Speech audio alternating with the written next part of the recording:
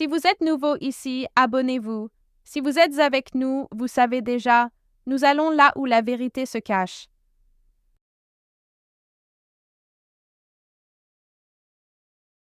Depuis plus de 25 ans, la direction du Rwanda a suivi une règle silencieuse et non écrite.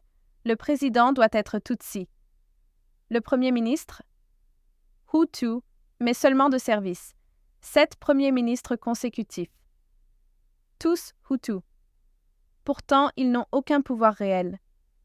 Est-ce la paix ou est-ce un piège?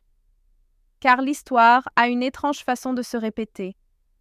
Et si vous regardez en arrière, au-delà du génocide, au-delà du colonialisme, au-delà de la propagande, vous trouverez une guerre oubliée. Une guerre Tutsi contre Tutsi. Le massacre de Rukunshu. C'était à la fin des années 1800. Le royaume du Rwanda était dirigé par des rois issus du clan Nyiginya. Mais un autre clan, les Bégas, en avait assez. Vous voyez, les Bégas avaient toujours été des reines. Puissantes, oui. Influentes, oui. Mais jamais rois. Ce n'était plus suffisant pour eux. Un jour, les Bégas ont frappé. Dans un coup d'État sanglant, ils ont massacré la famille royale Nyiginya, roi, prince, commandants loyaux.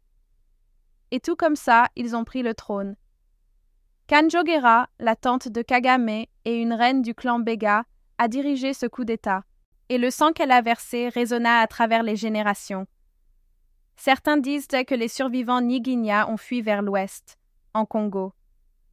Les mêmes personnes que nous appelons maintenant les Banyamulenge. Le massacre de Rukunshu n'était pas seulement tribal. Il s'agissait de pouvoir, d'héritage et de qui doit régner. Avançons rapidement jusqu'aux années 1990. Le RPF de Kagame envahit le Rwanda.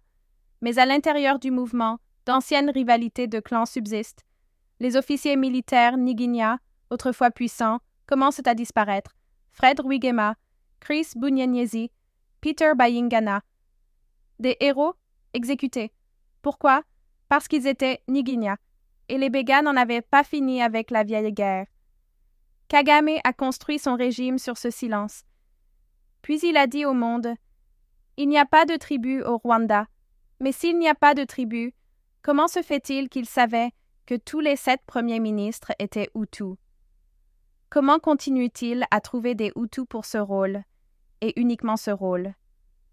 C'est un système, une conception, pour aveugler les Hutus avec une fausse inclusion et tromper la communauté internationale avec une fausse diversité. La présidence n'est jamais touchée. Elle est intouchable. Mais l'histoire se souvient. Les Bégas se sont lassés d'être reines. Alors elles sont devenues rois. Et maintenant, peut-être que les Hutus en ont assez d'être premiers ministres. Cela prendra-t-il un autre coup d'État à la Rukunshu pour que les Hutus se soulèvent? Pause. Sourire dans la voix. Bien sûr que non. Les Hutus ne détiennent pas le pouvoir.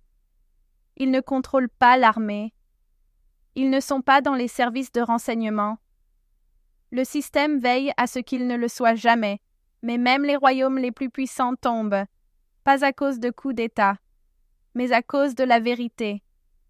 Le genre que aucune balle ne peut arrêter. Chez Univers Isanzur, nous ne faisons pas que raconter des histoires. Nous revendiquons des voix. Nous défions le silence. Nous exposons le pouvoir. Si vous défendez la vérité, partagez cette histoire. Abonnez-vous et ne manquez jamais ce qu'ils ont tenté d'effacer.